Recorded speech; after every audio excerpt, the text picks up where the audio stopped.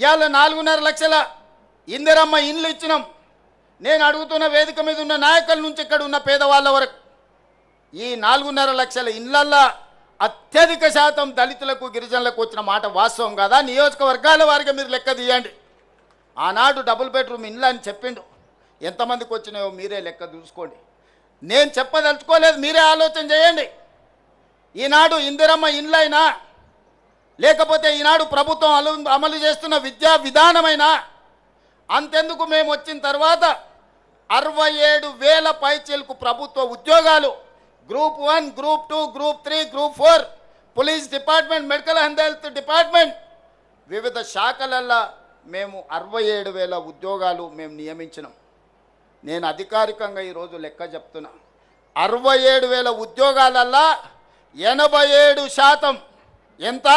87% SC, ST, BC మైనారిటీలకు ఉద్యోగాలు వచ్చినాయంటే 50,000 పైగా ఈరోజు ఈ వర్గాలకు ప్రభుత్వ ఉద్యోగాలు వచ్చినాయి. ఇంతకుముందే మా మిత్రుడు లక్ష్మణ్ చెప్పిండు, గ్రూప్ 1 రిజల్ట్లో మా పిల్లలకు చాలా ఉద్యోగాలు వచ్చినాయి. ఈరోజు రాజీవ్ గాంధీ సివిల్స్ కోసం ఈరోజు పరీక్షలు రాస్తున్న పిల్లలకు మనం ఆర్థిక సహాయాన్ని సింగరేణి నుంచి అందిస్తే ఈరోజు ఈ ఎస్సీ, ఎస్టీల పిల్లలు అత్యధికంగా ఐఏఎస్లలో ఈరోజు సెలెక్ట్ అయినరు. అందుకే మిత్రులారా, ఈరోజు ఈ విధంగా పరిపాలనను చక్కబెడుతూ గతంలో చేసిన అప్పులను తప్పులను సరిదిద్దుకుంటూ ఈరోజు ముందుకెళ్ళే ప్రయత్నం చేస్తున్నాం.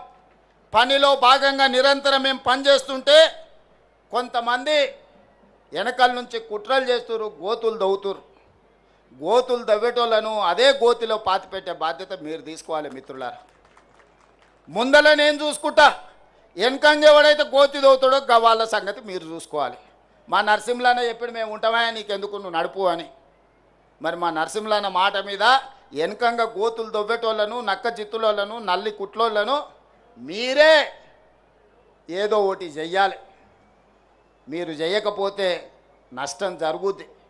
ఎందుకనంటే ఒక మంచి లక్ష్యంతో, ఒక మంచి టీంతో బట్టి విక్రమార్క గారు కావచ్చు, మా సీతక్క కావచ్చు, దామన్న కావచ్చు, లక్ష్మణ్ కావచ్చు, ప్రసాద్ కుమార్ గారు కావచ్చు, ఇలా చెప్పుకుంటూ వెళ్తే పొన్నం ప్రభాకర్ గారు కావచ్చు, అన్ని వర్గాలకు మంత్రివర్గంలో అవకాశం కల్పించి అన్ని వర్గాల యొక్క ఆలోచనను తీసుకొని అన్ని వర్గాలకు సంక్షేమాన్ని, అభివృద్ధిని అందజేయాలని ఈనాడు మా ప్రభుత్వం ప్రయత్నం చేస్తుంది.